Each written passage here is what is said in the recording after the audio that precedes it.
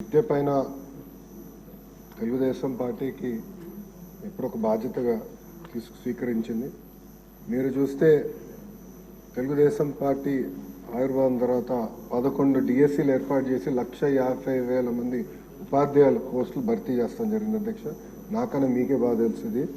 దాంట్లో అధ్యక్ష 9 డిఎస్సీలు చంద్రబాబు నాయుడు గారు గౌరవ ముఖ్యమంత్రి గారు నాయకత్వంలో కూడా జరిగింది అధ్యక్ష. ఈ ప్రభుత్వం అధికారంలోకి వచ్చిన తర్వాత తొలి సంతకం మెగా డిఎస్సీ మీద పెట్టడం జరిగింది అధ్యక్ష. దాంట్లో కూడా అభ్యర్థులందరూ నాకు నా నంబర్ దాదాపు రాష్ట్రం అంతా తెలిసిపోయింది. సో అందరూ నాకే డైరెక్ట్గా మెసేజ్లు పెడుతున్నారు. దాంట్లో ప్రధానంగా టెట్ ఏర్పాటు చేసి టెట్ తర్వాత డిఎస్సీ పెడితే బాగుంటుందని కోరటం జరిగింది. దాంట్లో భాగంగా మీరు చూస్తే టెట్ నిర్వహించాము. దాని తర్వాత ఇప్పుడు డిఎస్సీ కూడా త్వరలోనే మేము నోటిఫికేషన్ కూడా ఇవ్వబోతున్నాం అధ్యక్ష. దాంట్లో 16,000 పైచిలక పోస్టులు మళ్ళీ భర్తీ చేయబోతున్నాం అధ్యక్ష. గత ప్రభుత్వం 5 సంవత్సరాల్లో ఒక్క ఉపాధ్యాయ పోస్ట్ కూడా భర్తీ చేయలేదు, కాలయాపన చేస్తాం జరిగింది అధ్యక్ష.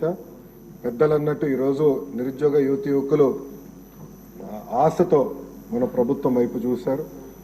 వాళ్ళు పోరాడారు కనుకనే ఈరోజు పెద్ద ఎత్తున మనకి దాదాపు 93% సీట్లు మన ప్రభుత్వం కైవసం చేసుకుంటాం జరిగింది.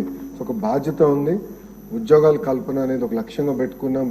మన సూపర్ 6 మేనిఫెస్టోలో తొలి హామీ 5 సంవత్సరాలు 20 లక్షల ఉద్యోగాలు కల్పిస్తామని, దానికి ప్రత్యేకంగా గ్రూప్ ఆఫ్ మినిస్టర్స్ ఏర్పాటు చేసిన చైర్మన్గా కూడా గౌరవ ముఖ్యమంత్రి గారు నియమిస్తాం జరిగింది.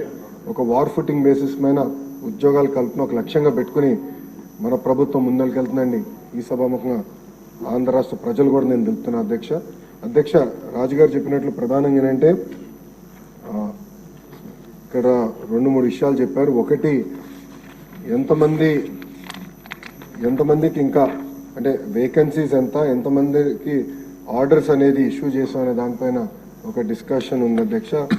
గత ప్రభుత్వం నోటిఫై చేసిన వేకెన్సీస్ 4,534 అధ్యక్ష. దాంట్లో అపాయింట్మెంట్ ఆర్డర్స్ ఇప్పటికి ఇచ్చింది 3,939, అంటే ఒక 600, సుమారుగా ఒక 600 వేకెన్సీస్ ఉన్నాయి. గౌరవ సభ్యులు ఇంకెక్కువ ఉన్నాయన్నారు అధ్యక్ష. ఆ వివరాలు నేను తీసుకుని దాన్ని ఎట్లా టేకప్ చేయాలో చేస్తాం అధ్యక్ష. రెండోది వచ్చేగల పెద్దలు అన్నట్టు రిటైర్మెంట్ బెనిఫిట్స్ అనేది వాస్తవంగా ఎంటీఎస్కి ఉండదు, సో అది వర్తించదు అధ్యక్ష. ఇంకో పక్కన ఏంటంటే రిటైర్మెంట్ ఏజ్ వచ్చేగల ఎగ్జిస్టింగ్ ఎంటీఎస్ రూల్స్ అనేది 60 సంవత్సరాల ఉంది అధ్యక్ష. సో అది గౌరవ సభ్యులు కోరారు. అది నేను అధికారులతో చర్చించి మాకు గౌరవ ముఖ్యమంత్రి గారితో రివ్యూ మీటింగ్ అయినప్పుడు అది ఎట్లా టేకప్ చేయాలో అది కూడా డిస్కస్ చేస్తాను అధ్యక్ష.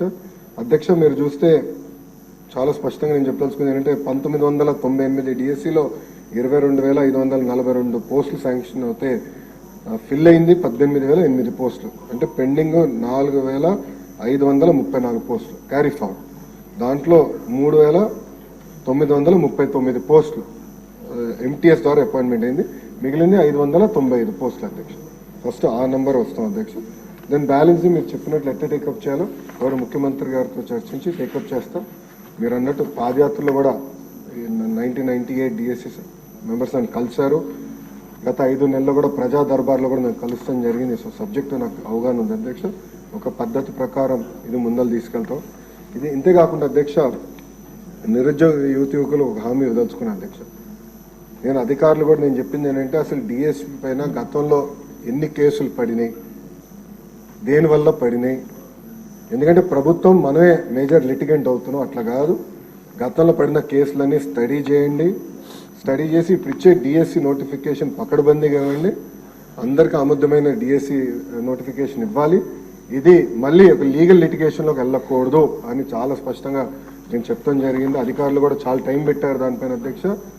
మీ అందరి సహకారంతో one of the best notification త్వరలో మేము ఇవ్వబోతున్నాం. యుద్ధ ప్రాతిపదికంగా పెండింగ్ ఉపాధ్యాయ పోస్టులని కూడా వచ్చే సంవత్సరంలో మేము భర్తీ చేస్తాం. థ్యాంక్ యూ అధ్యక్ష.